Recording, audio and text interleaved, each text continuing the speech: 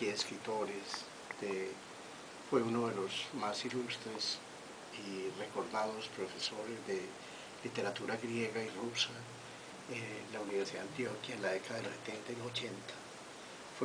Fueron momentos inolvidables y yo recuerdo siempre como mi más grande profesor de literatura griega, Hernán Botero. Él, además de ser un gran erudito, un conocedor grande de toda la obra de los escritores griegos, de los poetas griegos, de los críticos griegos, un enamorado de los rusos, pues tiene también su faceta. En una época también se dedicó a estudiar la literatura antioqueña. Bueno, pero yo quisiera primero que Raúl Jaime, que está tan cercano a Hernán, nos hable un poco de Hernán, y también Víctor participe en este encuentro con Hernán Botero que puede ser de hoy y dentro de 8 días, ¿no? Para que nos rinda pues un tiempo. Buenos días, Raúl Jaime. Buenos días, Gustavo. No, pues ante todo, el tributo de admiración a Hernán Botero, uno de los mejores lectores y más grandes lectores que tenemos en Antioquia y quizás en Colombia, pero más allá de esto, un gran amigo, una gran persona. Es una persona que a pesar de su erudición y de su gran conocimiento literario, nunca ha dejado de ser humilde. Y además que es una persona que se da y se entrega en aportar sus conocimientos a otras personas, y ha sido formador de grandes escritores. Escritores tan importantes como Darío Jaramillo le deben muchísimo a Hernán Botero, Víctor Gaviria, en fin, infinidad de escritores, de poetas, de novelistas que en sus primeros pasos han tenido como guía. Yo me siento privilegiado también de ser uno de ellos, al profesor, porque siempre será profesor más allá de que dé o no clases en una universidad, Hernán Botero Restrepo, del cual hoy vamos a hablar también de una faceta muy interesante, es su faceta de escritor, y quisiera pasarle pues ya el micrófono a Víctor para que hablara un poquito más y directamente interpelara a Hernán. Bueno, bienvenido al profesor Hernán Botero, que es una persona mítica aquí en Medellín. ¿Qué es ser lector solamente y no escribir? Esas ganas, ¿por qué se han aplazado tanto? Bueno, no se trata tanto de leer y escribir como de leer y publicar, puesto que escribir es algo que se inició casi simultáneamente con el leer. Yo a los 8 años ya borroneaba cuentos, a los 10 años escribía horrorosos poemas que me parecía a mí que consonaban con lo que se consideraba poesía vanguardista de esa época. Simultaneé luego la poesía con la novela, y a los menos de 20 años contaba con unas 19 o 20 novelas que en un momento de lucidez revisé y encontré absolutamente horrendas. Todo aquello se redujo a fragmentos, puesto que yo rompí el papel en el que estaban escritas, no acudí al fuego, tal vez ni merecían ser incineradas, sino simplemente ser despedazadas, reducidas a detritus, para emplear esa palabra que es el título de un hermoso libro de Samuel Beckett. Luego tuve la tentación de convertirme en un autor de teatro, y escribí en unos 2 o 3 años nada menos que unas 15 piezas. Inclusive una de ellas fue leída por Fernando González, que se entusiasmó con ella, que me devolvió con un prólogo escrito en tinta roja, y en el que me decía que no se había reído tanto, ni siquiera cuando vio a Cantinflas en una película en la que hacía de Napoleón, cosa que no le creyó, porque Cantinflas nunca hizo Napoleón en ninguna película. Fernando González está demasiado anciano como para que su memoria fuera fiel a hechos tan lejanos. Bueno, el caso es que yo sigo escribiendo, abordo la prosa crítica, el aforismo, el género que menos he practicado es el cuento. Me exijo tanto, pero tanto en el cuento que entre los, digamos, los 10 u 11 que he escrito no salvo más que unos 4. Desgraciadamente 2 de ellos están traspapelados. Hernando, Bueno, pero la pasión por la poesía ha permanecido incólume. Yo hice una especie de transición entre un modus scribendi poético que tenía mucho que ver con la poesía griega, por supuesto en las buenas traducciones al español que yo manejaba en mis clases, con la gran poesía del siglo de oro español, con la gran poesía inglesa desde tiempos de Shakespeare hasta tiempos de los últimos grandes poetas victorianos, la poesía del siglo de oro español, Lope más que Góngora, Quevedo igualmente más que Góngora, los grandes románticos españoles como Bécquer, Rosalía Castro y finalmente la generación del 98, la generación del 27 y los grandes poetas vivos en la actualidad. Esto no quiere decir que yo haya descuidado ni por un momento el decurso de nuestra propia literatura, que conozco desde Juan de Castellanos, aunque confieso que no he sido capaz de leerme toda la inmensidad, pues en cuanto a extensión se refiere, de las elegidas ilustres de Indias, de varones ilustres de Indias. Inclusive no le creo ni siquiera a Vilán Ospina que se haya leído todas las elegías, a pesar de lo admirable de su libro Las Auroras Sangrientas. Sí, Bueno, hay algo mítico con respecto al buen lector. Comentaba Raúl Jaime que ha leído la obra de Víctor Gaviria, de Darío Jaramillo, y yo creo que un largo etcétera también aquí en el país. Entonces yo me acuerdo en este momento de lo que significó Pound para Eliot cuando le corrigió una obra. La Tierra al Día, de Sí, Wasteland. que dice que inclusive para él está el manuscrito que ha escrito corregido por él, que dice solo en estas partes. Y también está la cuestión con El tiempo y el río, el libro de Thomas Wolfe, donde no recuerdo quién fue el que lo leyó y le dijo, este libro, no sé si fue el editor, este libro le sobra esto, hay que correrlo de esta manera, que ese libro es yo no lo he leído, pero se comenta en un texto muy importante. Hablemos de ese caso del lector, pero el lector ilustrado, ¿cierto?, con respecto a estos dos casos. Bueno, primero, ha surgido una inquietud entre algunos críticos, lectores apasionados de Eliot, que la tijera que le echó Pound a Eliot fue excesiva, que algunos de los fragmentos no incluidos en The Wasteland deberían ser reintegrados al poema inicial, que Eliot, ante la grandeza y prestigio de Pound, inclinó demasiado la cabeza, que el poema debería ser, al poema se le deberían reintegrar algunos textos que Eliot debió haber defendido en el momento en que los censuró Pound. Ahora bien, no estoy seguro de que Pound detectó pues fallas que pudiéramos considerar como graves en The Wasteland. En ese caso, me parece a mí que la asesoría de Pound fue valiosa, pero parece ser que pasó de ser valiosa a abusiva. Yo espero que llegue a publicarse una edición más eliotiana, por así decirlo, de The Wasteland, que la que se publica con el auspicio exclusivo de R. Pound.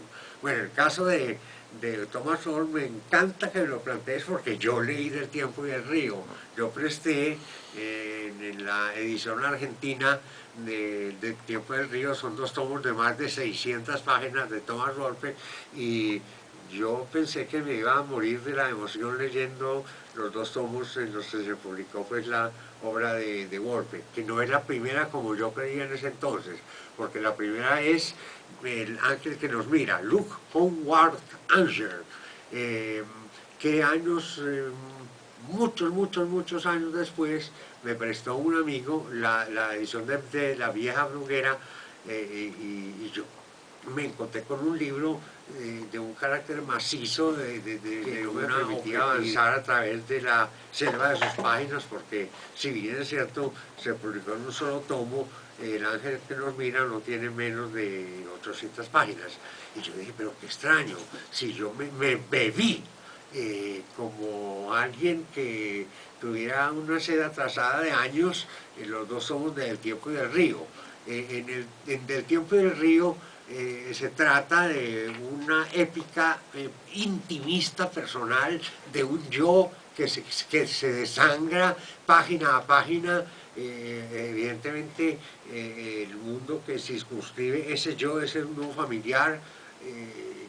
Yo consideré una obra maestra, algo sublime de la literatura norteamericana del Tiempo del Río. Todavía no había leído ni a Faulkner, ni a Hemingway, ni a Steinbeck. Claro, pero yo te voy a hacer una pregunta, sí. que cuando usted llegó acá, venía con un libro, y entonces yo le dije, ¿cuál es su autor preferido en el momento? Y ustedes empezaron a hablar de Andrés Zapiello. Claro, hablarnos un poco de ese autor. Andrés Zapiello es un escritor que parece ser el más simple de los mortales, el hombre más corriente y moliente. Es un hombre que podría haber hecho, que con haber hecho un mínimo esfuerzo sería tan conocido mundialmente como un Muñoz Molina, como un Javier Marías, como un Jaime Goytisolo, pero él ha querido vivir una vida de escritor al 100%, pero a la vez también otra vida, la misma y otra, ya lo dije, como hombre del común.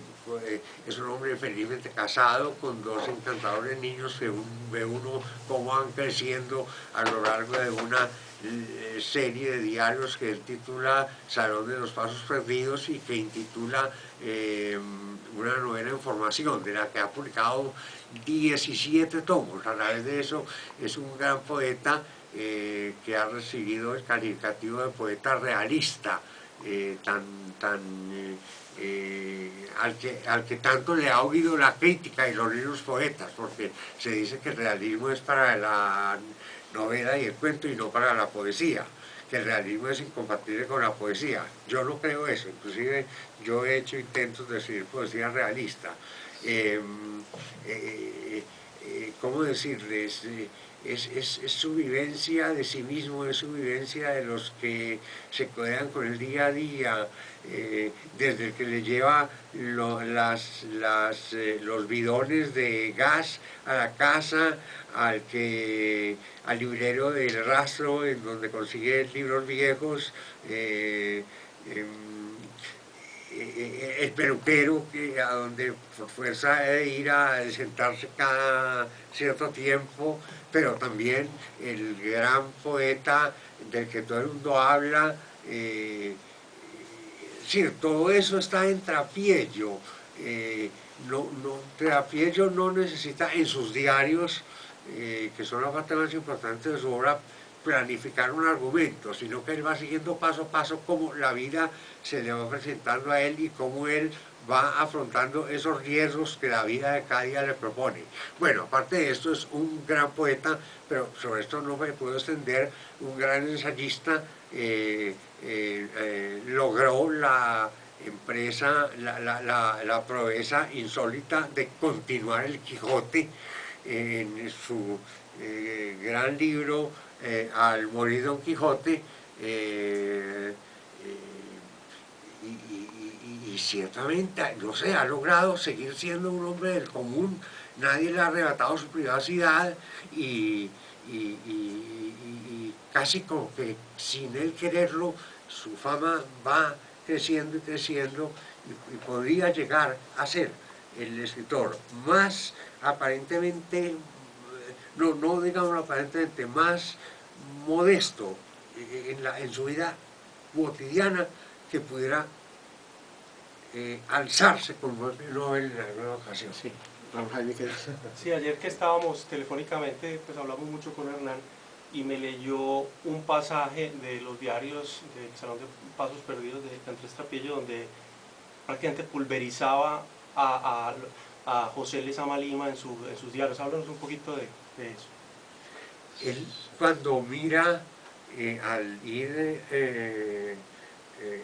iniciándose el aterrizaje del avión, el paisaje de La Habana, cuando calibra el colorido de las aguas que rodean la ciudad portuaria, cuando su mirada ha, digámoslo, compuesto el panorama que le ofrece al que llega a Cuba por el aire, pues la maravillosa Habana, que se está cayendo a pedazos, pero que sigue siendo una de las ciudades más fascinantes del mundo. Él dice, pero ¿por qué?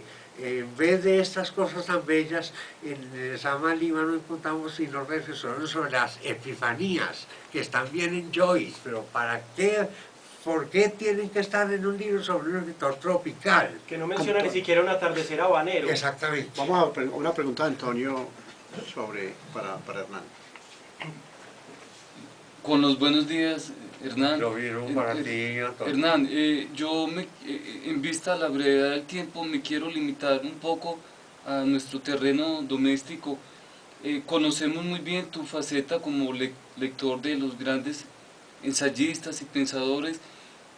Quisiera conocer tu opinión, tu versión sobre un hombre como Estanislao Zuleta, que hoy en día está pues tan en boga nuevamente. Pareciera como si Estanislao hubiese quedado en el olvido y ahora las nuevas generaciones lo están retomando. Bueno, yo sí difiero. Afortunadamente no estoy con las nuevas generaciones, porque voy a cumplir 69 años, cosa que no me importa a mí confesar ni siquiera en un programa radial. A mí, yo no soy admirador para nada de Estanislao Zuleta. Pienso que Estanislao Zuleta, lo que un hombre de una generación un poquito mayor que la mía, a quien yo admiré profundamente y de quien fui amigo durante el poco tiempo que la vida me permitió serlo, Germán Espinosa, decía que Estanislao Zuleta se había propuesto una cosa imposible, que ni siquiera el más alucinado de los filósofos europeos había puesto: fusionar en un solo todo a Nietzsche, Marx, Freud y Tolstoy. Pues eso, dice Germán Espinosa, no le puede ocurrir más que a un superexaltado mental. Además, soy completamente opuesto a las tesis que defiende él en aquel texto que hizo carrera en las universidades que se tituló El elogio de la dificultad. El excelente escritor, tanto en prosa como en verso, compañero mío, que muchos de ustedes recuerdan, Jaime Alberto Vélez, escribió un hermoso texto en una mera paginita de El Mar Pensante, que se titula Elogio de la dificultad, en el que vuelve papilla el elogio de la dificultad de Zuleta. Además hay una cosa que ya no es íntima porque en el momento se supo, y además de eso se han pasado muchos años. Cuando era profesor Estanislao Zuleta en la ciudad, pone sin ser médico, cosa que no era legal, un consultorio psicoanalítico, y dos de sus estudiantes se suicidaron. A causa del escándalo que se crea, Estanislao se va a vivir a Cali y sinceramente, si se conociera la obra del más grande filósofo que ha tenido Colombia, que es Julio Enrique Blanco, un escritor de la costa, que escribió desde textos sobre Parménides hasta textos sobre Heidegger, inclusive si se conociera bien la obra de Naranjo Villegas, de Joaquín Vallejo Arbeláez y de Cayetano Betancourt, podríamos hablar de filósofos colombianos. Pero, y la opinión sobre la filosofía de Fernando González me la quiero reservar por ahora, no es uno de mis escritores colombianos de cabecera. Entonces mi respuesta es que encuentro que la opción por retomar a Estanislao Zuleta es absolutamente descaminada. Bueno, dentro de 8 días vamos a continuar este diálogo con Hernán y que nos lea todos los poemas. Pues, Pero es que yo me caracterizo por hablar un poco más de la cuenta. Entonces, pero dentro nos prometes estar con nosotros Sí, perfecto, para leer los perfecto. poemas y hablar también. Retomamos el carácter del lector. Pero vos vas a andarle preguntando ahí más bien. Hay lo siguiente. Alberto Aguirre alguna vez en una conferencia decía que se jactaba de que tenía una novela de Gonzalo Arango. Ah, sí, la famosa novela que yo Sí. no he leído. Bueno, De y la que alguien dijo que parecía tener una letrina. No sé, no recuerdo quién fue el que lo dijo. no, de eso no hablaba mucho. Entonces resulta que pensaba yo, Alberto Aguirre Sí, volviste. tenía el manuscrito y decía que no, que esa novela era muy mala, Sí, sí. que era pésima. Pero resulta que me preguntaba yo, ¿por qué razón una sola persona está dando ese veredicto de una novela que las muchachas y los muchachos ya ahora están leyendo? ¿Usted qué piensa de eso? Hombre, yo he buscado la novela Sí. por cielo, mar y tierra y no la he podido encontrar. La tenemos que buscar en el Banco de la República. Yo estuve dando una charla en Andes, porque Sí. soy coterráneo de Gonzalo Arango. Yo también nací en Andes. Y en la charlita que di en un liceo del pueblo fue muy agradable el evento, porque no asistieron más que profesores de los colegios de Andes. Me acosaron una pregunta sobre Gonzalo Arango. Pues yo no soy un especialista en Gonzalo Arango, pero reconozco haber leído buena parte de su obra en todas sus etapas, desde que publicó Nada bajo el cielo raso y Los ratones van al infierno, su teatro, que cuando yo escribía mi pobre teatro me pareció genial. Cuando me di cuenta del mal teatro que escribí yo, me di cuenta de que el de Gonzalo Arango no era tan bueno como yo creía. Todos los muchachos dedicados a estudiar a Gonzalo Arango, pues los profesores andinos, jóvenes todos, dedicados a estudiar a Gonzalo Arango, me decían, el teatro no tiene la menor importancia en la obra de Gonzalo Arango, y él mismo lo reconoció ya en su madurez, como también reconoció que su poesía era una poesía muy madura, una poesía muy limitada. Lo mejor de Gonzalo Arango son sus manifiestos, son sus intervenciones públicas, son sus textos combativos.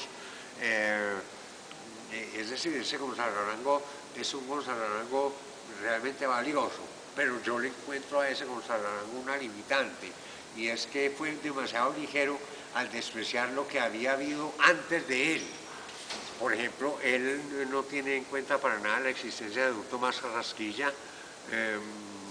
Él no se dio cuenta de que el más grande escritor de panfletos en América Latina, en su generación, que es la misma generación, quizá un poquito anterior a la de Carrasquilla, el Indio Uribe, que también es de Andes,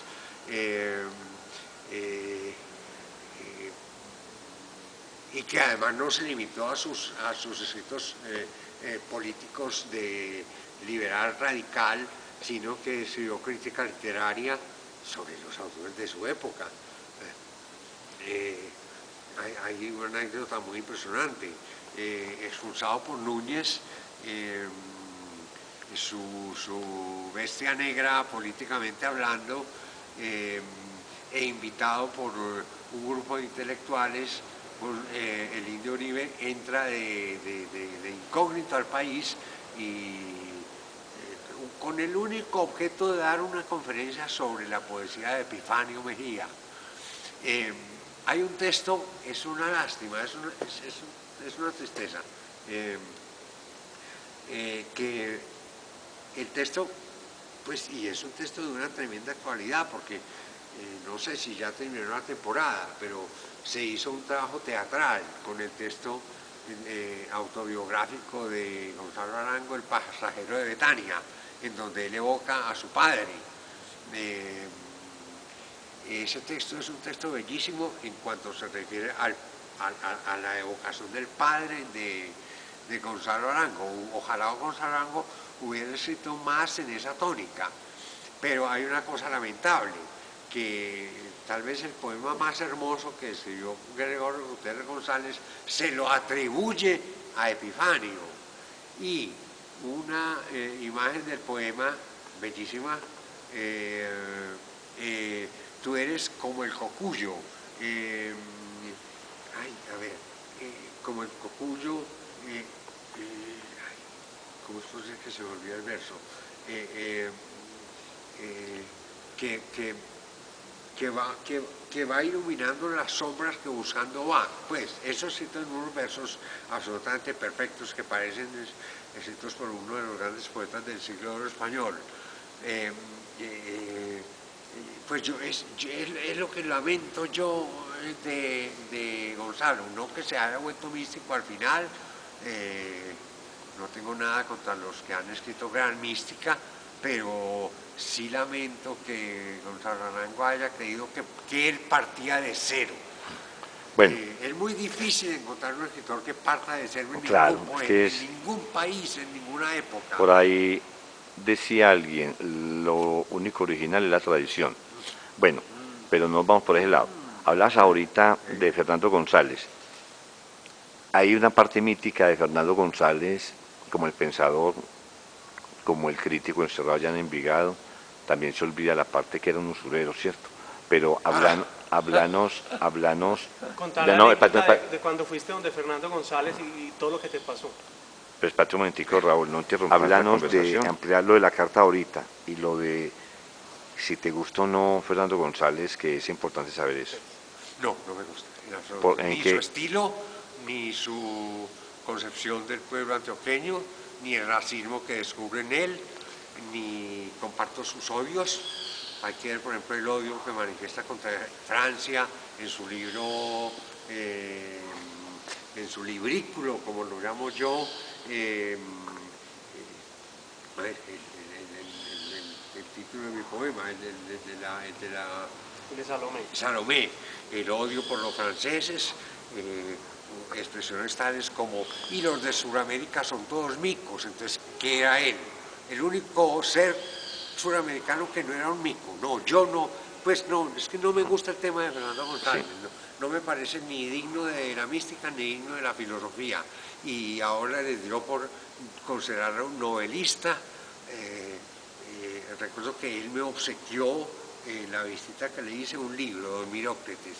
Ya dice que ese libro es una novela, es un libro más bien breve, complementado con un texto todavía más breve que titula La muerte de Epaminondas. La muerte de Epaminondas es un texto que me asqueó, porque se trata de describir los últimos días de un perro, con una frialdad, con una objetividad, con un desprecio implícito que yo pensé que no era posible en ningún escritor. Años después leí un texto bellísimo que se titula Gato, de Mario Escobar Velázquez, sobre la vida de un gato que se le escapa a una señora rica y que se convierte en un gato de la antigua plaza de mercado de Cisneros. La belleza de ese relato es absolutamente suprema si se la compara con el Epaminondas, con la muerte de Epaminondas de Fernando González. Y quiero, antes de contar la anécdota, si es del caso contarla, expresar mi indignación frente a la apología del dictador Juan Vicente Gómez. Exacto, sí. Que se le debe al místico y disque filósofo y disque novelista y disque hasta poeta Fernando González. Para mí es un libro infame de la literatura colombiana. Parece increíble que no, ni tanto, la Universidad Pontificia Bolivariana lo haya reeditado recientemente. Hernán, eras un joven que bordeaba los 16, 17 años, cuando fuiste a otra parte, que fuiste no había terminado el bachillerato. Fuiste en 2 ocasiones. Sí. ¿Por qué razón fuiste allá?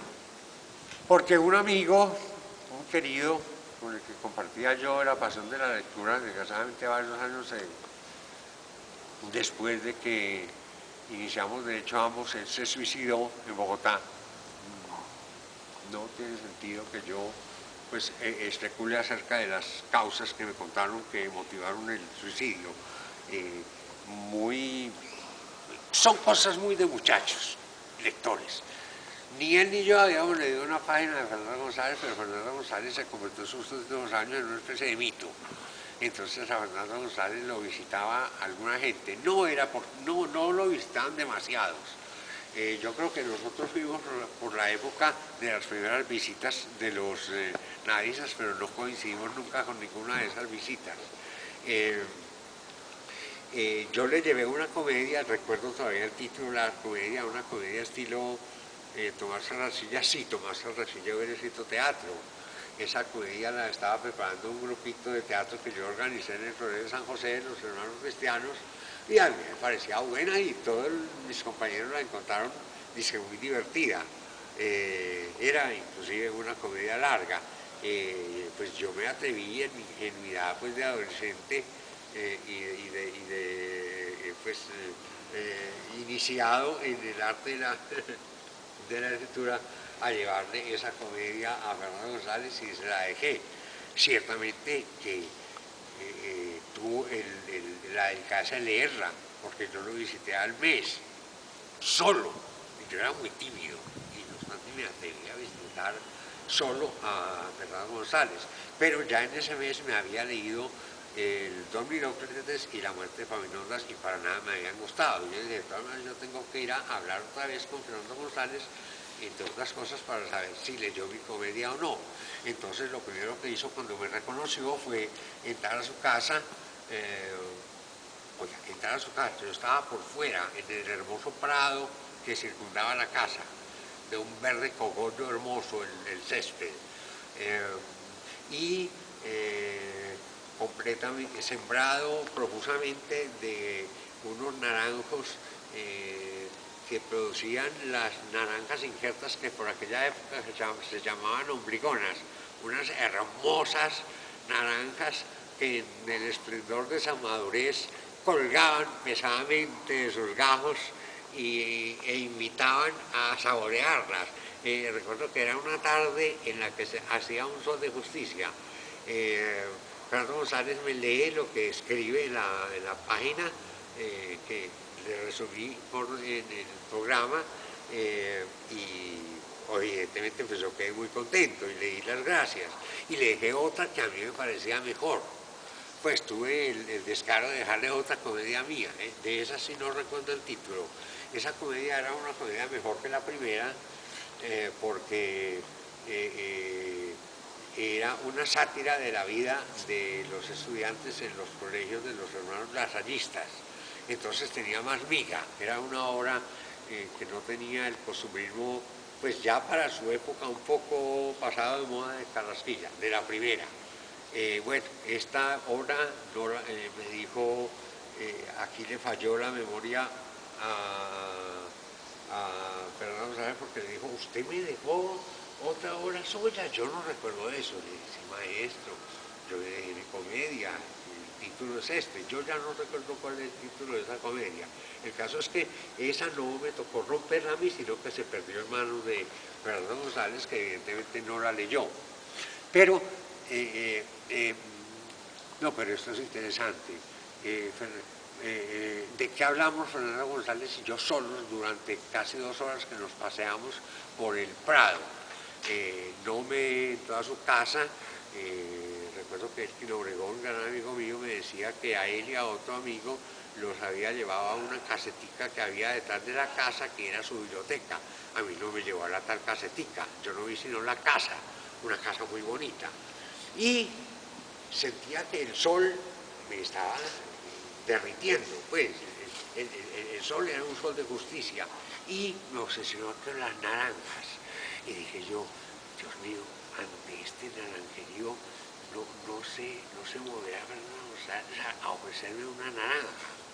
Y Fernando González comienza a hablarme de los políticos colombianos cuyos nombres escasamente recordaba yo. Y recuerdo muy bien que el tema obsesivo fue el de las relaciones entre Mariano Ospina Pérez y doña Berta de Ospina. Entonces me dijo, eso no lo olvidaré yo jamás, que cuando se mueran va a haber un cielo especial para ellos. Mariano Espina Rodríguez va a ser un pene metido perpetuamente en una vagina, que es en lo que se va a convertir Berta Hernández de Ospina. A mí me pareció de una pues, vulgaridad, a esa edad, me pareció de una vulgaridad, de una chatez, lo que me estaba contando, que apresuré la despedida al ver que mi obra se había perdido, mi comedia se había perdido, no me iba a regalar ninguna naranja y no iba a dejar el maldito tema pues, a un muchacho de 17 años que le iba a interesar la política interna e interna dentro de lo interno de la Colombia de esa época. Físicamente, ¿cómo era Fernando González? No, una figurita espigada, espiritada, espiritualizada. Él tenía siempre su libreta que llamaba de carnicero en la mano, estaba escribiendo su último libro, La tragicomedia del padre Elías Martín a la velera. No volví una tercera vez. Al poco tiempo supe que había fallecido. ¿No sería que estaba convencido de que le habían convertido en una persona mítica aquí en Medellín, los nadaístas? Y hombre, no te sé decir porque no hablamos de nadaísmo y no puedo hacer ese tipo de diferencias. Hernán, esa incoherencia desde lo político de Fernando González, ya mencionaste su panegírico, su obra sobre Juan Vicente Gómez, también su admiración por Laureano Gómez. Sí.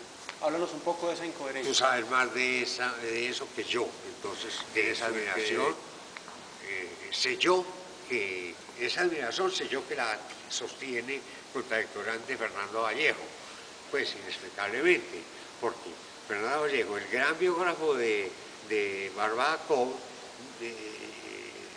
sabe o no sabe que cuando Laureano Gómez le comunicaron que Bárbara Cobb había muerto, dijo algo así como, no lo cito literalmente, menos mal, un degenerado menos en Colombia. ¿Cómo es posible que Fernando González admire a Laureano Gómez, pues habiendo dicho eso? Laureano Gómez después de la muerte, a mí me escandaliza, es decir, no se puede llegar a tanta contradicción. La pregunta va al caso es por lo siguiente, Hernán, es decir, ¿hasta qué punto la obra de un escritor se ve invalidada en su tuétano, en su esencia, en la medida que suceden cosas como estas? Tenemos también el caso de Pablo Neruda y su terrible oda a Stalin. ¿Qué piensas de eso? No, que es lo peor que Stalin escribió, porque no creo que haciendo abstracción del tema de Stalin quede mayor cosa que salvar en ese poema. En cambio, hay poemas no necesariamente no políticos de Neruda que son grandes poemas. ¿Quién va a negar que Actores de Machu Picchu es un gran poema?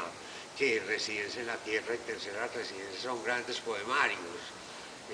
Algunos se burlan de los 20 poemas de amor en una canción desesperada, es que porque son poemas para muchachos en la edad de la masturbación. A mí me parece que es una poesía que todavía conserva algo del romanticismo amatorio, pero considero que no son poemas rechazables, los poemas iniciales de Neruda. Y Neruda es tan vasto, tan inmenso, pues ahí hay mucho que salvar, pero también hay mucho que condenar. Por ejemplo, lo de Junger, estuvimos hablando la semana pasada acerca de este caso, me relataste también un poco desde los diarios de Trapiello lo que él habla pues sobre Junger, el hecho de que él haya tenido esa posición política un poco radical en su juventud y creo que la mantuvo. ¿Hasta qué punto esa obra se ve impregnada de ese posicionamiento ideológico y de alguna manera le quita peso específico a esa obra en general? Me estás preguntando por un escritor que yo sinceramente detesto. La obra de Junger se inicia con una apología de la Primera Guerra Mundial, Tempestades de Acero, y termina con unas posiciones que él denominaba de intelectualidad aristocrática, una especie de, de fantasma del nazismo vencido.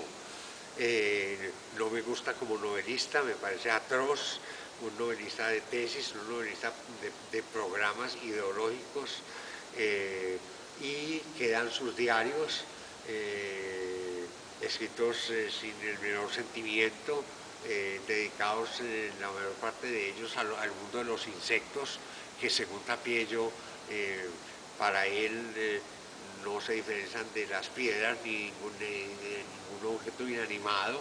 A propósito, tiene una frase muy bella, él dice: un insecto descrito por Ernest Jünger es lo mismo que si estuviera atravesado por un alfiler, porque no hay nada más parecido al insecto descrito por Jünger que al insecto clavado en la pared de un museo de coleópteros, en el que encontramos que cada escarabajo está atravesado por un alfiler. Lo mismo sucede con los relatos de Jünger. Bueno, vamos a hablar un poco más de vos. ¿En qué momento te convertiste en buen lector? ¿Con qué? Partamos de esto. Yo descubro a Dostoyevsky con El Jugador. Me lo leí una noche, de 6 a 6. ¿Cómo fue esa epifanía, por hablarlo de esa manera, con tu primer gran escritor que leíste? Yo diría, fueron Roberto Louis Stevenson. ¿En cuál libro? ¿En La Isla del Tesoro? La Isla del Tesoro y el Dr. Hyde y Mr. Jekyll. Julio Verne, todo, absolutamente todo. Alejandro Dumas, unas 40 novelas, todas las que pude conseguir en español. Pero simultáneamente Dostoyevsky, Tolstoy, pero hubo dos escritores que sí me marcaron definitivamente, pues, y siento que su marca durará en mí hasta mi último suspiro. Benito Pérez Galdós y Charles Dickens. ¿Por qué razón no has mencionado a un profesor que te inició o te iniciaste solo en la lectura? Profesor de bachillerato. No, porque fueron todos pésimos, sí. Pero tan pésimos como ellos eran los textos de literatura. Al Colegio San José no se podían llevar libros, lo único que había que leer era los pésimos fragmentos entresacados de los escritores más pudibundos de la literatura universal y colombiana. Nunca encontré sensibilidad literaria en ningún profesor de literatura ni de español. No, aquello era vergonzoso. Recuerdo que una vez se me atreví a llevar Rojo y Negro de Estandarte al colegio y me lo vio el prefecto de disciplina del colegio y me dijo: ¿qué hace usted con ese libro? Yo no sé quién será ese tal Stendhal, pero eso no debe ser nada bueno para usted. Entonces me llevó donde el que tenía fama de ser el más culto de los hermanos cristianos en esa época en Medellín, que era el hermano Daniel. Y me dijo: ese autor está en el índice. Y yo creo que el índice ya, no recuerdo en qué año exactamente fue abolido el índice. El caso es que me quitó el libro, nunca me lo devolvió y me regaló una novelita de seminario titulada Mejor que el matrimonio y el sacerdocio, escrita por un, yo tengo muy buena memoria para esas cosas, escrita por un curita de misa y olla, un párroco de un suburbio de París, se llamaba Pierre Lermite. Pierre Lermite es el seudónimo que escogió ese sacerdote porque Pierre Lermite fue el que encabezó espiritualmente una de las cruzadas de la Edad Media. ¿Qué ambiente había en las bibliotecas? Porque dijiste que te leíste a todo Julio Verne. Si ha estado Julio Verne en Medellín, yo me lo en ese momento habían consiguiendo a lo largo de los años. 15 años, hasta que completé, te voy a decir exactamente, 83 novelas de las 84 que escribió. Me falta una por leer, que tengo, porque la adquirí recientemente, con motivo de no sé qué centenario de Julio Verne. Se publicó en Francia su obra juvenil, que incluye poesía, vaudevilles, piezas pequeñas para teatro, escritas solo o con colaboradores, piezas de teatro escritas por él solamente. Hay una sobre Leonardo da Vinci y finalmente su más largo poema, Le Feu Follet, el fuego fatuo. Cuéntanos, Hernán, un poco cómo fue que perdiste esa obra cuando dijiste, bueno, eso es una lectura juvenil, equivocadamente, la cosa de la cual te arrepientes. Eso fue desastroso. En una época pensé yo que Walter Scott y Charles Dickens eran demasiado grandes con respecto a lo que lo era Julio Verne, entonces le cambié 3 o 4 tomos de grandes autores de la literatura universal con mis 80 tomos de Julio Verne. En menos de un año yo estaba convencido de la barbaridad que había cometido. En primer lugar, Walter Scott no me gustó tanto como Julio Verne. Y me di cuenta de que esos libros por los que yo los había cambiado, pues desde el punto de vista económico, pues no pude haber hecho peor negocio, porque no vino de uno a otro ningún dinero. Fue un cambio pues mano a mano. Pero yo me dije, los consigo porque los consigo otra vez. No obstante, hay novelas que nunca pude volver a conseguir. Entonces, de esas aproximadamente 80 que fueron parte de ese intercambio tan absurdo, he logrado reunir unas 45, 46 novelas.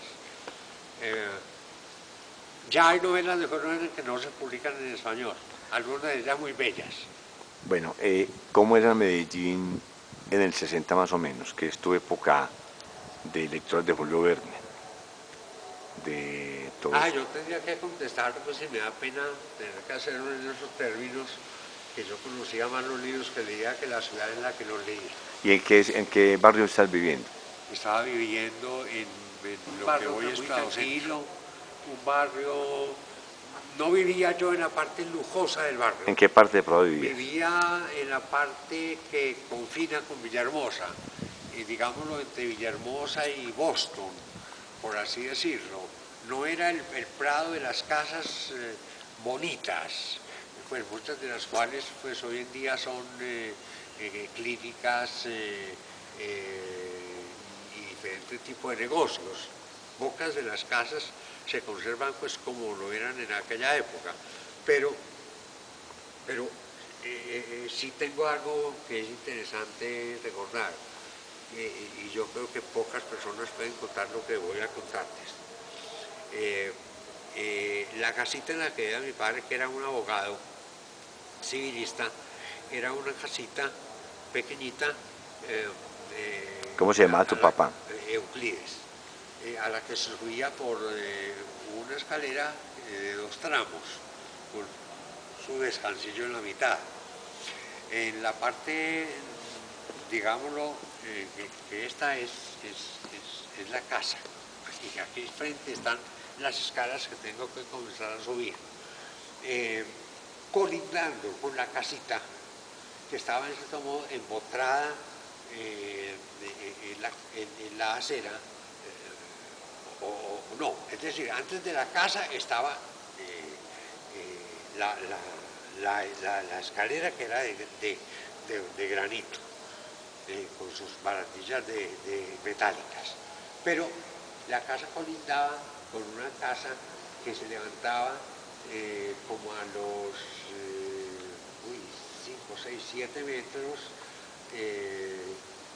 encima de un barranco de tierra roja, en la que vivían 2 ancianas solteronas, de las que mis hermanos y yo nos fuimos haciendo muy amigos, que no tenían en la casa otro libro que The Gulliver's Travels de Jonathan Swift, hermosamente ilustrado. Entonces, cada vez que íbamos a hacerles una visita a las ancianas, nuestro mayor deleite era mirar las láminas de Jonathan Swift. Bueno, curiosamente, hacia abajo, nuestra casa limitaba con lo que era prácticamente casi un palacete. No vamos a decir de la magnitud pues, del palacete que ocupa hoy en día el Águila Descalza, pero era una casa absolutamente por fuera de lo común, con inmensas columnas abombadas, forradas en una especie de material pues, pétreo negro reluciente, pues para nosotros era un palacio. En esa casa vivió durante el año en que yo viví en ella una familia de suizos. Creo que el señor tenía algún negocio en Suiza. Fuimos invitados 3 o 4 veces, fue muy difícil que se nos consiguiera ropa adecuada pues para tan excepcional invitación.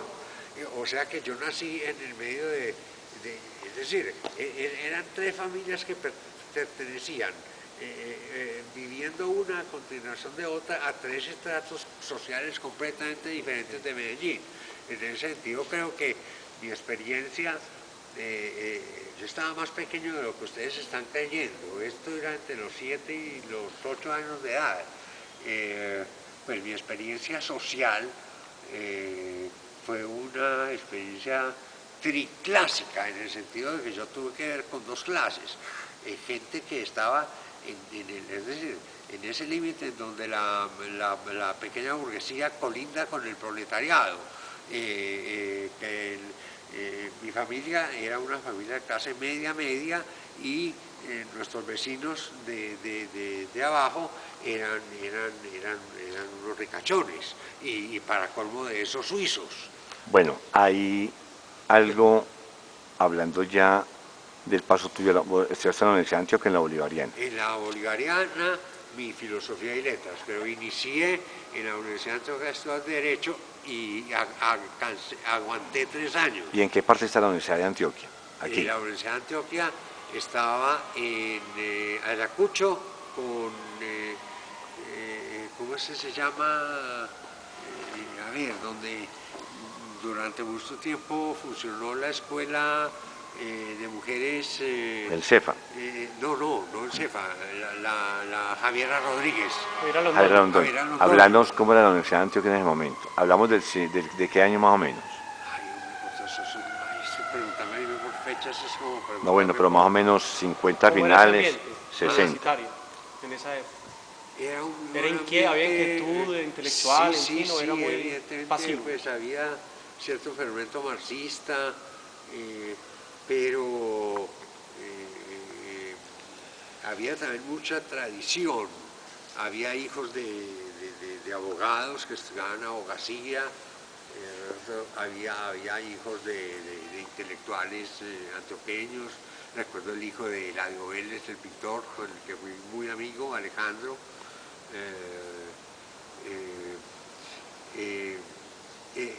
Pero un detalle muy importante que recuerdo yo es que aún en un nivel tan avanzado de educación se producía, claro, en formas, digamos, lo más sutiles que como las que se produce en los niveles de la enseñanza primaria, el bullying, el estudiante que era acosado por los demás, boicoteado,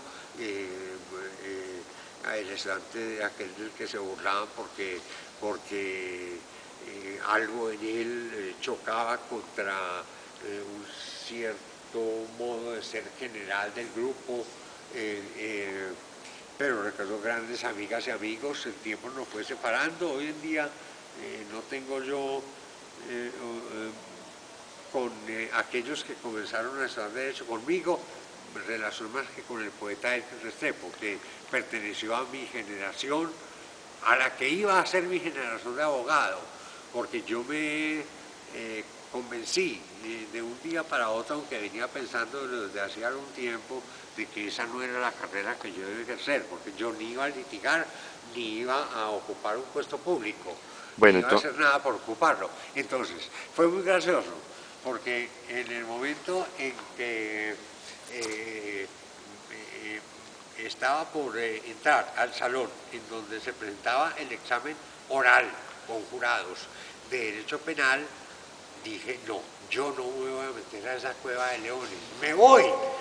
Entonces le di un empujón al compañero que venía detrás de mí, que entró, movido por el principio de inercia, y casi que se les va encima al profesor y a los jurados de la materia. y bajé inmediatamente a inscribirme a la Facultad de Filosofía y Letras de la Bolivariana, que en aquella época todavía funcionaba en Colombia, antes de cruzar los puentes que tiene uno que cruzar para llegar a la Piloto. ¿En qué parte de Colombia exactamente? Hombre, ¿Por la Alameda Colombia. bajando? ¿O por la Autónoma? ¿Con Fenalco hoy? Yo creo que sí, porque no conozco muy bien las creo que es por donde queda Confenalco. las calles. Donde hay una sede de Colombia, y si uno se iba caminando, en menos de 2 minutos llegaba a la Piloto. Posteriormente, la universidad se trasladó a la playa antes de llegar a tener las instalaciones que ocupa hoy. ¿Qué significa? Hombre, Monseñor Feliciano Botero es indudablemente uno de los fundadores, si no el fundador de la Bolivariana. Era un cura de toscos modales, se producía muy burdamente. Como intelectual no se le dé más que un manualito de lógica aristotélico-tomista absolutamente deleznable. Yo lo vi pocas veces porque no hacía acto de presencia en la universidad pues muy frecuentemente. No sé cómo transcurría su vida cotidiana. Acostumbraba a reunirse con los estudiantes que iniciaban el primer semestre, y entonces salían a relucir pues manías inexplicables, como repartir moneditas entre los estudiantes, que los estudiantes recibían pues muy extrañados.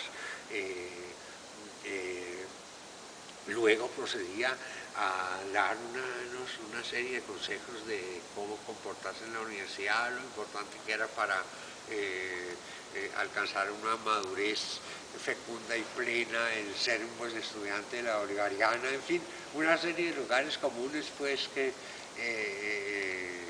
no dejaban pues ninguna huella perdurable en quienes los escuchaban. Y recuerdo que ya cuando terminó su actuación verbal, nos dijo: antes de sacar la monedita, díganme de cuánto es la monedita que les di, porque quiero darme cuenta de qué capacidad retentiva tienen. Bueno, qué sé yo, qué más sé, hombre, de uno que otro estudiante pues que se atrevió a expresar alguna idea no ortodoxa en un aula de la Bolivariana, y que fue acusado por su profesor de haberlo hecho. En aquella época pues estaba en su auge la marihuana. El hecho de que se haya visto a 2 o 3 estudiantes fumando en un rincón, pues la hierba maldita fue algo que sacudió los cimientos morales de la bolivariana. El personaje intelectual de más prestigio era el doctor René Uribe Ferrer, poeta, abogado, teólogo, filósofo y crítico literario, del que no queda absolutamente nada digno de recordarse. Es gracioso y por eso lo cuento. Era profesor de filosofía tanto como de literatura. Cuando llegábamos a la clase de filosofía, dividía con una tiza el tablero en 2 partes. Y entonces nos decía: en el lado A del tablero voy a anotar los aciertos del filósofo, y en el lado B, en el lado izquierdo, voy a anotar los desaciertos del filósofo. Es decir, reducía a los filósofos a una serie de aciertos y desaciertos absolutamente, pues, matemáticamente contables, pues con una exactitud de contador, pues, de una empresa. Y hay quien se atreviera a disentir de esa clasificación binaria de aciertos y desaciertos de un filósofo. Bueno, hablemos de un paraíso más inmediato para el buen lector y el escritor, que es la biblioteca. ¿Cómo fuiste consiguiendo los libros? Pero hay una falla. Es imperdonable que una persona que tenga tantos libros haya cambiado todos los libros de Julio Verne por un insoportable que es Walter Scott. Sí, sí, estamos de acuerdo. Estamos de acuerdo. Pero yo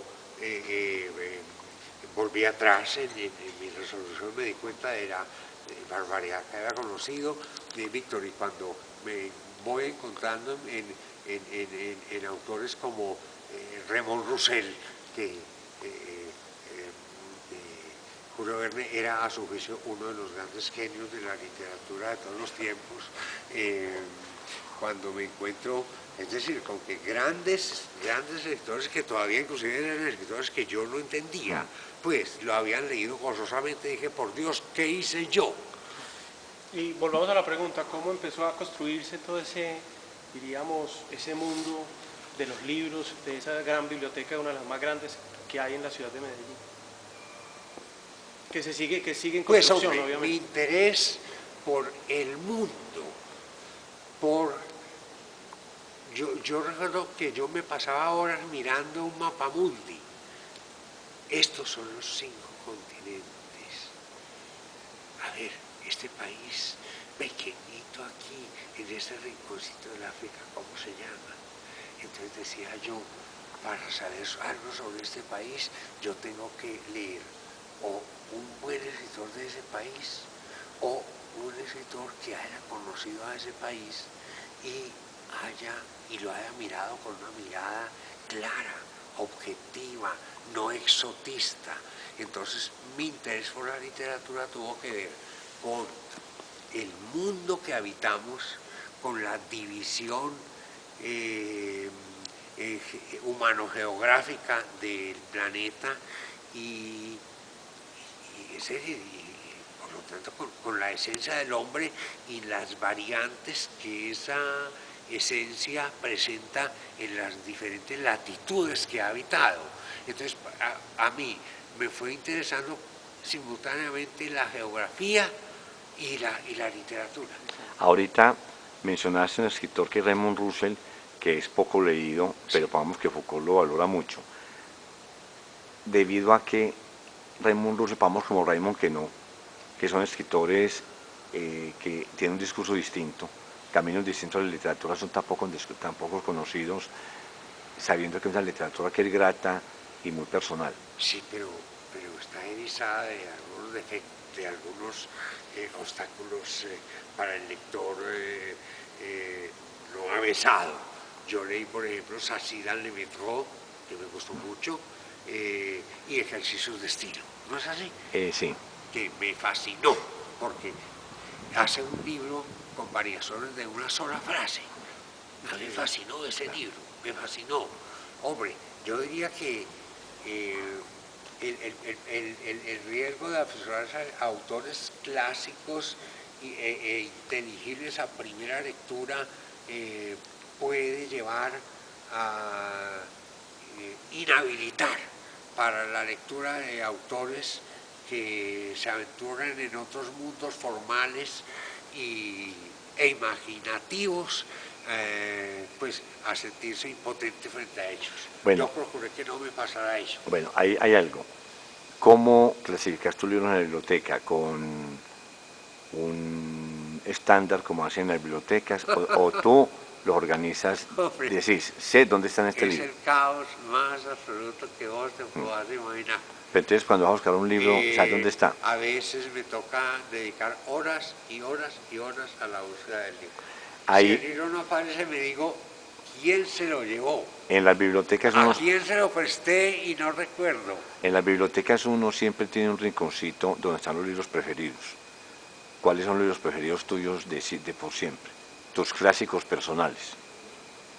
No, pues es que mis clásicos personales los tengo todos.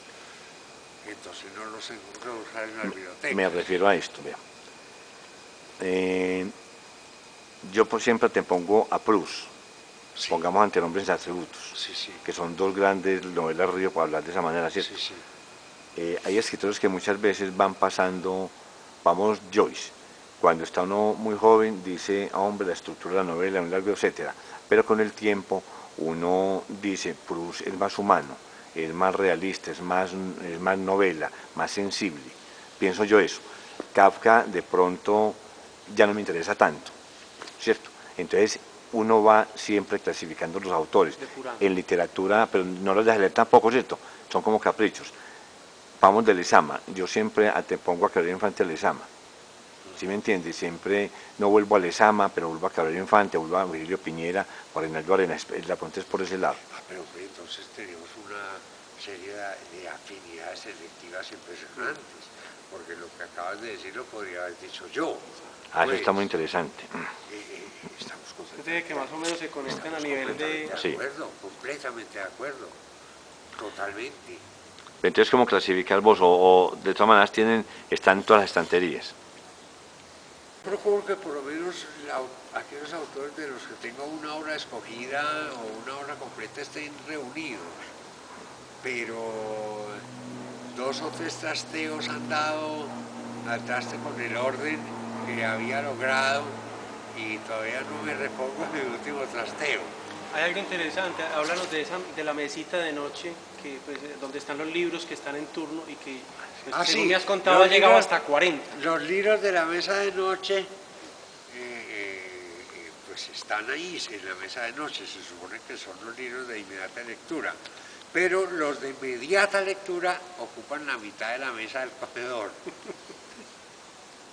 Y a eso se le suma el libro del que te hablan en términos absolutamente elogiosos, que acaba de salir, de un autor colombiano o no colombiano, la obra que no pensaste nunca que se iba a traducir, que de pronto encontraste traducida, la obra del novelista norteamericano o francés o español que te apasiona, que es su último libro traducido en español. Entonces aquellos planes de lecturas ordenadas nunca se cumplen. Una vez hablamos en Palinuro y hay cierta versión tuya por la literatura fantástica. Estabas, entonces ahorita que hablabas de hablar pues con cierta reticencia de Borges, y hablabas ahorita de Julio Verne, que crea la literatura fantástica, le da un toque tecnológico a finales del siglo del siglo de 1800, y me decías que estabas leyendo a Patricia Highsmith, ampliando ese concepto que no pudo quedar grabado en ese momento. Y no, pero es raro, porque yo a Patricia Highsmith la conozco muy poco, quizá algunos cuentos, los cuentos misóginos. A eso. No sé, a mí, yo tengo que leer algo de ella porque he escuchado, o mejor dicho, he leído, conozco algunos elogios, algunos conceptos muy elogiosos sobre su obra, pero me extrañó la total arremetida, la crítica esencialmente negativa que hace en Piedra de Toque Vargas Llosa a la obra de Patricia Highsmith. Él dice, es la típica escritora que leían las señoras burguesas del tiempo de mi juventud en Lima. Y yo no recuerdo ninguna novela de Patricia Highsmith, pero sí recuerdo la novela que llevó al cine Alfred Hitchcock, que es una obra maestra. Extraños en un tren, Strangers in a Train. Es bueno, una obra maestra. Hay algo que hay muchas cosas que hablar y tenemos que seguir ampliando esto, pero es lo siguiente: ¿qué escritor a nivel colombiano o universal te ha defraudado ante la arremetida feroz del marketing en la literatura? A ver. A ver que expresaste en parte bien y en parte no tan bien la pregunta. ¿Qué escritor de fama continental y aún mundial, sí, oriundo de Colombia, no, colombiano, no se merece la fama que ha adquirido? Exactamente, sí. Hombre, García Márquez. Lo veo muy bien. Dígame García 4 Márquez. motivos. Bueno, primero, me sobran. García Márquez debe conocer muy bien al hombre colombiano. Si García Márquez conociera muy bien al hombre colombiano, no se le ocurriría que un padre que ha perdido a su hijo, un padre que fue oficial del Ejército Liberal, por supuesto, de los tiempos de Benjamín Herrera y de Rafael Uribe, haya perdido un hijo, pues en posteriores circunstancias, pero de todas maneras con afinidades, el hijo, pues digámoslo, revolucionario, por lo menos de izquierda concretamente, pues que ya no es simplemente un liberal radical, que se aferre desesperadamente a un gallo, porque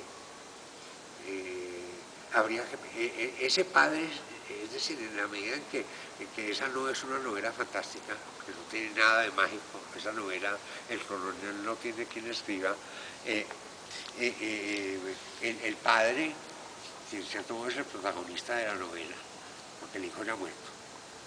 Por supuesto el gallo, pues, ¿cómo va a ser el protagonista de la novela? Hombre, ese gallo no puede simbolizar todo lo que cree el padre que simboliza. ¿Por qué? Porque ese gallo se puede enfrentar al hijo al gallo de un gamonal, y el gallo del gamonal matar al gallo. Entonces se queda la pretendida reivindicación política a través del gallo del hijo muerto por el Ejército Nacional. Segundo, si el gallo se enfrenta al hijo de otro, de un hombre de la misma extracción social e inclusive del mismo, de la misma catadura política de su hijo, entonces también ¿en qué queda el triunfo? El gallo de un pobre mata a otro gallo, ¿en dónde está? Y tercera posibilidad, si no es eso, entonces es porque el padre está enamorado vicariamente del gallo, porque el gallo representa a su hijo, cosa que me parece a mí ya cuestión de una lectura fetichista, vicarista, que convierta al gallo en un sustituto del hijo. Hay tonterías sublimes. Entonces yo no le encuentro ni pie ni cabeza ni genio a esa novela. Hay tonterías sublimes de los críticos colombianos. Decir, pongamos, que el coronel no tiene quien escriba, tiene algo de tragedia griega. Y yo digo, ¿pero por qué hablan eso? Pero es que eso no lo hay ni en la que el mismo García Márquez dice que es algo que tiene que ver con la tragedia griega, que es la hojarasca. No hay nada, lo que se dice nada. Pues no hay ni comedia a los Aristófanes. En el coronel no tiene que le escriba, escribiste juntamente conmigo un artículo, el desentonado gallo del coronel, que publicamos en el blog. Ese final de ese relato, cuando dice que comeremos mierda, que la esposa prácticamente no tenían comida y teniendo ese gallo ahí para matarlo, pues hubiera valido más, dices tú en el artículo, que en vez de gallo el hijo le hubiera dado una gallina ponedora, pues al menos hubieran tenido huevos para el desayuno. Sí, esa fue parte de idea también tuya. O sea, eso nos muestra un poco el aspecto tan patético de ese asunto simbólico que el padre pretende darle al gallo, o ese fetichismo del que acabas de comentar. Bueno, Víctor, no creo que ya la respuesta en cierto modo está dada con lo que yo acabo de decir. Yo quiero acabar de responderle a la pregunta a Víctor, que me plaza nada menos que como pidiendo 3 argumentos, le va a dar otro. En 100 años de soledad, novela de la que dijo Andrés Trapiello, algunos grandes escritores españoles intentaron volver a leerla y encontraron tantos disparates en ella que no fueron capaces de terminarla. Entonces yo me quiero referir a algunos disparaticos. ¿Cuáles son esos disparates? Primero, ¿qué gracia, qué poesía, qué magia, que valga la pena tiene el que cuando aparece un personaje que nunca antes había sido mencionado en la novela, un nuevo personaje, Mauricio Babilonia, esté siempre rodeado de mariposas amarillas? Pues mayor gratuidad imposible. Segundo, el finado crítico caldense Eber Botero escribió hace muchos años una crítica en la que decía la educación desde los primeros días de su vida hasta que sale de ese lugar de Mauricio Babilonia fue una educación de subterráneo, en un subterráneo es imposible que una persona se desarrolle normalmente, y no obstante, Mauricio Babilonia sale a conquistar mujeres. ¿Cómo es posible que alguien que fue educado en una cueva salga a conquistar mujeres? Hay también... Es un imposible psicológico. Bueno, segundo, Sí. te doy el tercero, la asunción del padre, que yo recordaba como el padre Antonio Isabel, pero revisando en estos días vi que no es el padre Antonio Isabel, aparece el nombre de pila del padre. La situación del pueblo es pues un poco caótica, y el cura quiere a su manera pues realizar un acto que redunde a favor de la pacificación del pueblo. El acto es el siguiente: después de tomarse una taza de chocolate. Bueno, es mucha la ignorancia que hay que tener acerca de las leyendas y supersticiones y creencias sobre la levitación para narrar la escena que narra García Márquez. ¿Por qué? En primer lugar, las levitaciones, desde el punto de vista budista, evidentemente pueden no alcanzar, pues según esa creencia, más de unos pocos centímetros de distancia entre el cuerpo del que levita y el suelo. Pero no hay ninguna relación con un alimento determinado, pues es el producto de un trabajo espiritual. Pues no se trata de tomar un determinado alimento, porque los alimentos no tienen el carácter sacro, el carácter religioso, que sí tiene una preparación espiritual. Hay otra cosa, en la novela de Pasolini, Teorema, hay una sirvienta que levita, pero que se levanta por encima del techo de una casa. En la película también está. En la película también está. Inclusive, yo pensé que había... Lo más curioso es que la película la novela de Pasolini y la novela de García Márquez son contemporáneas. casi del mismo año. 68 parece que la de Pasolini, independientemente que y Pasolini 60 trata el tema de la meditación, 67. independientemente de García Márquez. Yo pensé cuando vi la película que le había influido García Márquez a Pasolini, y después hay un texto de Pasolini sobre García Sí, Márquez, yo lo leí, violentísimo. donde habla de que su obra se parece a la caricatura, al cómic. Espera, yo le cuento. También hay Eso está en descripciones de descripción. hay este aporte de Cabrera Infante, que dice que cuando Remedios la Bella empezó a subir al cielo, él dijo: no, leo mejor la Biblia. O sea que García Márquez toma en cuenta una cantidad de hechos de la literatura muy Además, conocidos. eso ni siquiera está en la Biblia, es una tradición oral. Exacto, cristiana. lo de la Virgen, espera un momentico. Pero hay también esta versión. Cuando Borges vino aquí a Medellín, yo estaba ya en la reunión de él, dijo, le preguntaron cómo me parece Sesiones de Soledad, dijo: si leí las primeras 50 páginas, si el resto es así, debe ser una obra maestra. No la siguió leyendo, pero espere, pues yo le digo, otra tontería sublime fue comparar Cien años de soledad, que es una obra maestra, como el Quijote. Dígame, hablemos de eso. Ay, yo por poco que sea lo que sea. No. A ver, hombre, hay un abismo entre las dos obras. Ese reconocimiento, hay una teoría que yo no comparto, que el Quijote no es un loco, nunca. El Quijote sí llega a ser loco. Antes, inclusive hay un antes y hay un después de la locura de Don Quijote. Primero, Alonso Quijano, que enloquece por la lectura de libros. Y finalmente el Don Quijote derrotado, después de que regresa la segunda vez a su casa, dice: antes yo estaba loco, ahora estoy cuerdo. Y realmente no, inclusive aún desde el punto de vista de nuestro criterio actual, Don Quijote muere como un hombre cualquiera que no hubiera tenido ninguna de las aventuras pues, que tuvo.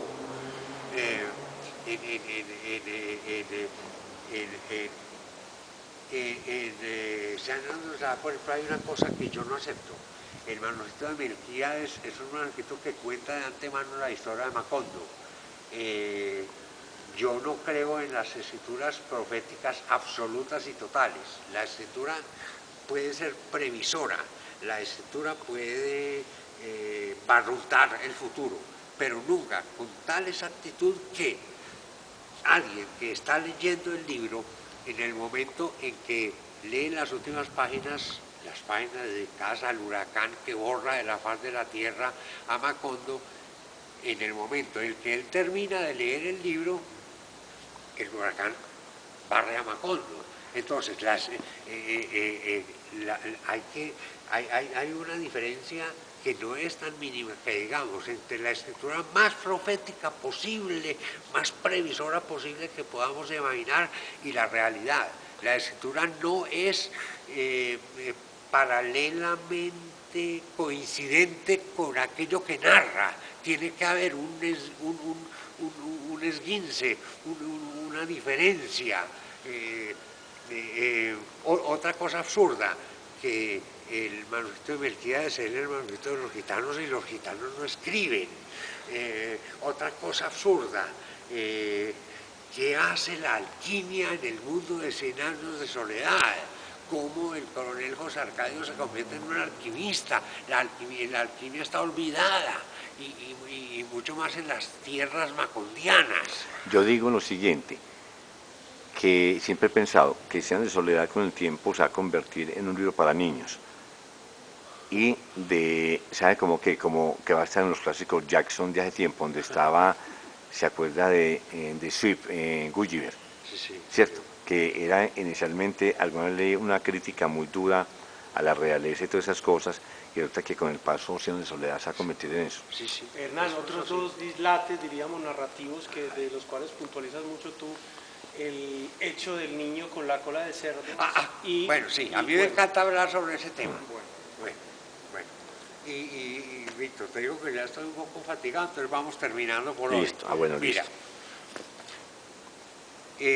El que sea una tradición o superstición popular, el que dos personas, evidentemente de distinto sexo, porque con otros sexos no se mete García Márquez, contraiga matrimonio, en este caso se trata de dos primos,